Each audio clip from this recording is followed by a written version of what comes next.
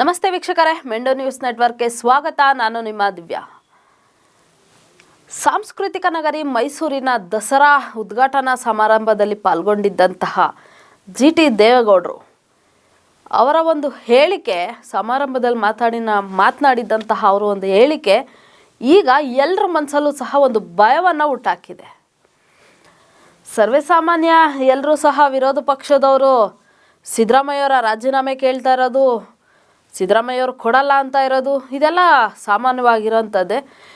ಇವ್ರ ಮಾತಲ್ಲಿ ಅಂಥ ಸ್ಪೆಷಾಲಿಟಿ ಆಗಲಿ ಅಥವಾ ಭಯ ಪಡೋಂಥದ್ದೇನಿದೆ? ಎಸ್, ಇವ್ರ ಮಾತಿಗೆ ಯಾಕೆ ಭಯ ಪಡಬೇಕಂದ್ರೆ ಇವರು ಸಹ ವಿರೋಧ ಪಕ್ಷದಲ್ಲಿರೋಂಥವ್ರೆ. ಜಿ ಟಿ ದೇವೇಗೌಡರು JDS ಶಾಸಕ ಹಾಗೂ ರಾಜ್ಯ JDS ಕೋರ್ ಕಮಿಟಿ ಅಧ್ಯಕ್ಷ ಕೂಡ.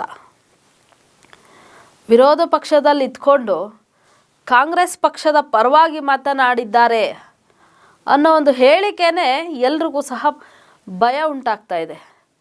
ಎಸ್, ಜಿ ಟಿ ದೇವೇಗೌಡರು ಸಿದ್ದರಾಮಯ್ಯವ್ರ ರಾಜೀನಾಮೆ ಕೇಳ್ತಾ ಇದ್ದೀರಾ? ಯಾಕೆ ಅವ್ರು ರಾಜೀನಾಮೆ ಕೊಡಬೇಕು? FIR ಆದ ಕೂಡಲೇ ಏನು ಎಲ್ಲರೂ ರಾಜೀನಾಮೆ ಕೊಡ್ತಾರಾ? ಆ ರೀತಿ FIR ಆದವ್ರು ಎಲ್ಲರೂ ಸಹ ರಾಜೀನಾಮೆ ಕೊಡ್ತಾರೆ ಅಂದರೆ ಕಾಂಗ್ರೆಸ್ ಪಕ್ಷ ಆಗಲಿ, JDS ಆಗಲಿ, BJP ಪಕ್ಷ ಆಗಲಿ ಯಾರೂ ಸಹ ಇರಲ್ಲ.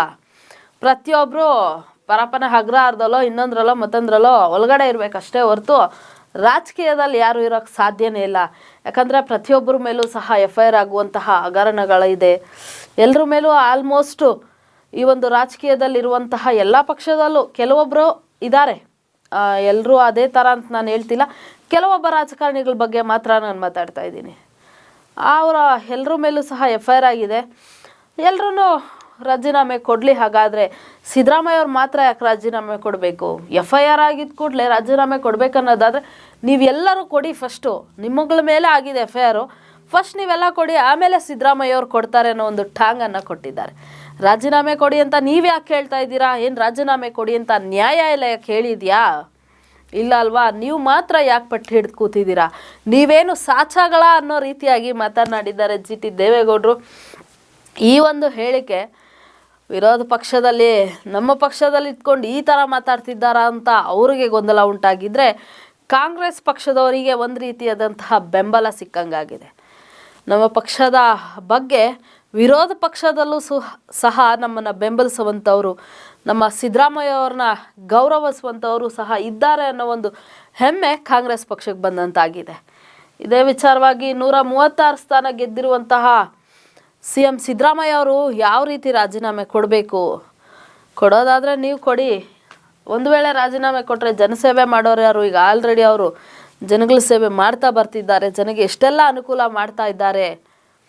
ನೀವು ನಿಮ್ಮಲ್ಲಿ ಹೊಡೆದಾಟಗಳು ಮಾಡ್ಕೊಂಡು ಬರ್ತಿದ್ದೀರಾ. ಅವ್ರು ಇಷ್ಟೆಲ್ಲ ಹಗರಣ ಇದೆ ಅಂತ ನೀವು ಇಷ್ಟು ಹೋರಾಡ್ತಿದ್ರು, ಪಟ್ಟು ಬಿಡದಂತೆ ಅವರು ಜನಸೇವೆ ಮಾಡೋದ್ರಲ್ಲೇ ಮುಂದಾಗಿದ್ದಾರೆ ಅಂತ ಜಿ ಟಿ ದೇವೇಗೌಡರ ಈ ಒಂದು ಹೇಳಿಕೆ ಒಂದು ರೀತಿಯಾಗಿ ಒಂದು ಕಡೆ ಬೆಂಬಲ ಸಿಕ್ಕಿದೆ, ಮತ್ತೊಂದು ಕಡೆ ಭಯ ಉಂಟಾಗಿದೆ.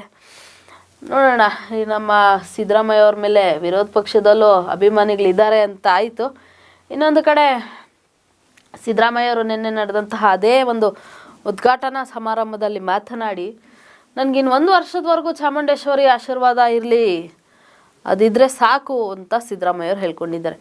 ಈ ಒಂದು ಅಚ್ಚರಿ ಕೂಡ ಕಾಂಗ್ರೆಸ್ ಪಕ್ಷದಲ್ಲಾಗಿರಬಹುದು, ವಿರೋಧ ಪಕ್ಷದಲ್ಲಾಗಿರ್ಬೋದು ಒಂದು ರೀತಿಯಾದಂಥ ಅಚ್ಚರಿಯನ್ನು ಮೂಡಿಸಿದೆ. ಯಾಕೆ ಇದು 1 ವರ್ಷ ಇರಲಿ ಸಾಕು ಅಂತ ಕೇಳ್ತಿದ್ದಾರೆ ಸಿದ್ದರಾಮಯ್ಯವರು?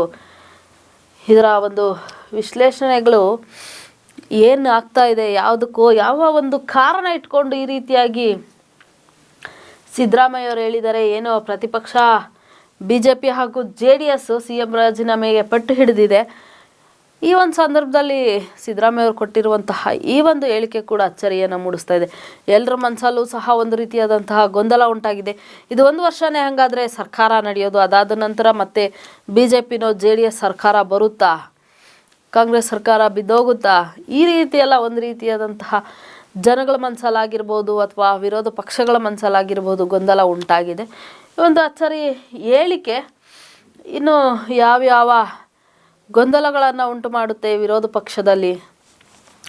ಪಕ್ಷದಲ್ಲಿ ಇನ್ನು ಯಾವ ರೀತಿಯಾದಂತಹ ಮಾತುಗಳು ಈ ಒಂದು ಅಚ್ಚರಿ ಹೇಳಿಕೆ ಬಗ್ಗೆ ಹೊರಬರುತ್ತೆ? ವಿರೋಧ ಪಕ್ಷವರು ಇನ್ನು ಯಾವ ರೀತಿಯಾದಂತಹ ಕಾಂಗ್ರೆಸ್ ಪಕ್ಷ ಆಗಿರಬಹುದು ಅಥವಾ ಸಿದ್ದರಾಮಯ್ಯ ಅವ್ರ ಮೇಲೆ ಅಸ್ತ್ರಗಳನ್ನು ಬೀಸ್ತಾ ಇರ್ತಾರೆ ಅಂತ ಕಾದು ನೋಡೋಣ. ಇದಾಗಿತ್ತು ಈ ಕ್ಷಣದ ಸುದ್ದಿ. ನಿರಂತರ ಸುದ್ದಿಗಾಗಿ ನೋಡ್ತಾ ಇರಿ ಮೆಂಡು ನ್ಯೂಸ್ ನೆಟ್ವರ್ಕ್. ಮೆಂಡು ನ್ಯೂಸ್ ನೆಟ್ವರ್ಕ್, ಸತ್ಯದ ಕನ್ನಡಿ.